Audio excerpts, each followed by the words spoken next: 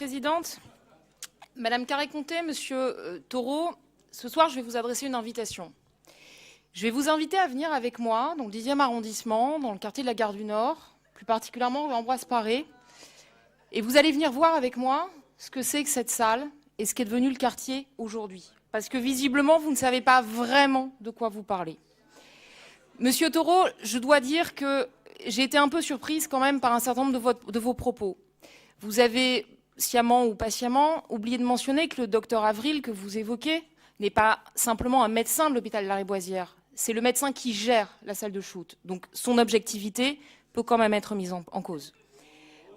Vous, évidemment, vous parlez également du Skénan, produit effectivement légal, qui est injecté. Vous oubliez de mentionner qu'il est détourné de son usage. Et là aussi, c'est une vraie problématique.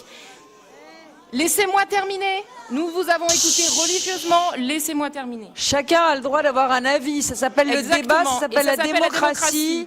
Et je me permets de dire que Déborah Pavlik connaît bien le 10e arrondissement, tout comme vous. Merci.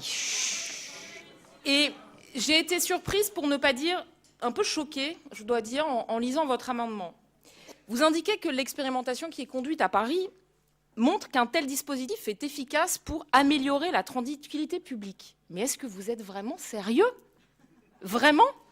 Je sors ce soir justement d'un comité de voisinage qui était évoqué tout à l'heure par Monsieur Taureau. Et pendant ce comité de voisinage, un riverain a recensé le nombre d'incidents auxquels il avait lui-même assisté sur la voie publique depuis le mois d'août. On en a dénombré pas moins de 27. 27 incidents constatés par un seul riverain. Alors moi, je n'appelle pas ça de l'amélioration de la tranquillité publique. La présence de cette salle pose évidemment un certain nombre de difficultés. Nul ne peut les contester, sauf être dans un déni de réalité. Ce n'est pas moi qui le dis, c'est le préfet de police de Paris qui nous a tenu ces propos ce soir. Sur le fond du dispositif, évidemment, 2 minutes ne suffiraient pas pour parler de ce sujet d'importance et extrêmement sérieux. Je voudrais simplement rappeler que nous sommes opposés à ces structures, non pas par idéologie, mais parce que le rôle des pouvoirs publics, laissez-moi terminer, le rôle des pouvoirs publics n'est pas d'accompagner les toxicomanes dans leur dépendance, mais bien de les aider à s'en sortir. Les salles de shoot ne sont pas et ne seront jamais une réponse adaptée pour tendre la main à ces personnes qui sont en souffrance. Les exemples étrangers le montrent puisque les salles qui sont ouvertes ferment les unes après les autres. Absolument.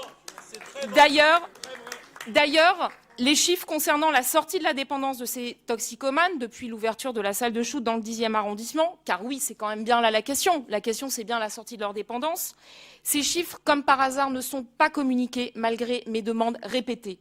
Et c'est peut-être tout simplement là parce que les résultats ne vont pas dans le sens de ce que vous soutenez encore une fois par pure idéologie. Nous voterons donc bien sûr contre cet amendement puisque pour notre part, nous préférons la prévention et la prise en charge du sevrage à l'enfermement dans la spirale infernale de la consommation. Je vous remercie.